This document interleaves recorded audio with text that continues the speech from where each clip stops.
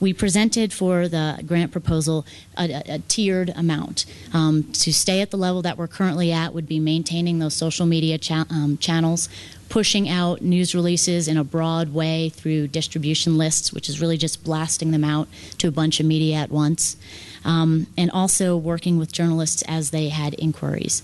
We'll get queries every week from people that are working on lifestyle stories and publications, and if it fits to pitch the Ski Idaho Soul of Skiing story, we pursue those. The second level, you'll notice that some of the things that we added to enhance would be custom pitching of certain journalists. Everybody from the Oregonian to the Seattle PI to the Spokesman Review, really looking at what they're reporting on and what they're interested in, developing pitches just for them. It takes a lot more time to do that. And also creating a local media blitz, being able to hit the Eastern Idaho, Southwest Idaho, and the Spokane media markets in the fall to really let them know what's going on at the ski areas throughout the state. So again, enhancing the staff that the ski areas have, and they may not be able to individually do that, but we could do that as representative of the whole ski area.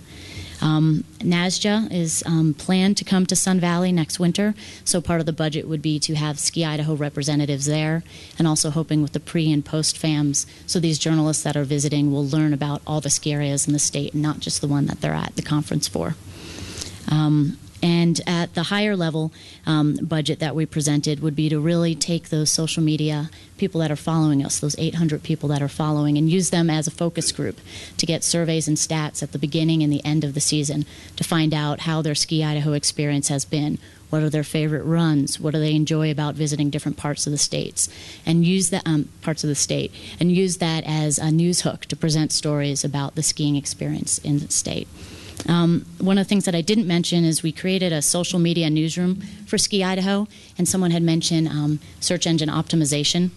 This really helps to have news releases on the social web so that when people search about skiing in Idaho, they're going to find these news releases. So of the approximately 24 releases that we put on that newsroom, they've had over 5,000 hits and visits to them, and they've really helped spread information not just about ISA overall, but the individual ski areas. So.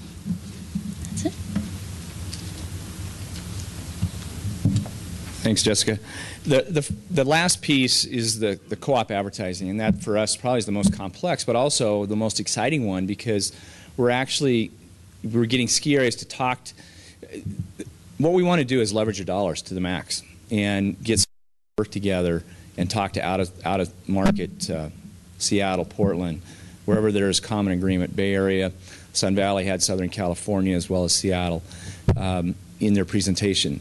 But the concept is that we're going into these markets. One, we work with each other from a mountain standpoint. We brand Ski Idaho, but we also brand Idaho itself and come and stay in. It has to have a stay and play element. So the lodging is a critical piece to our out-of-state effort. So it's starting with those that probably have it on site right now: Silver Mountain, Schweitzer, Sun Valley. But it would be open to any ski areas that can put together a package, could join in theory, with what our efforts are in Seattle and Portland. And they're broken out in the sense that for you to pick, I mean, we'd love to have the full funding, but the elements are there so that you can a la carte it as well, take a look at what elements you might think are most interesting to support. But Schweitzer had a radio campaign of $20,000 in Seattle, a $9,000 print campaign that they had suggested. Silver Mountain was a little more generic, but they were going to commit to $50,000 in Seattle, Portland, and would be interested in co-oping it.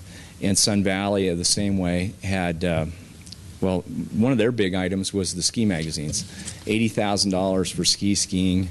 Those publications are expensive for those print ads, so that's an element.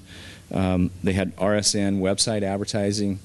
They had an email and website advertising in Seattle and Southern California for, I think it was, can't read my own writing. I want to say 12 or 4,000 in Seattle, or 40,000 in Seattle, 75,000 in LA. So, 1 minute. Okay, I'm done. I have questions. Thank you. Any questions I could answer? Specifics? Thank you, Tom. All right. Thank you, Mr. Chairman.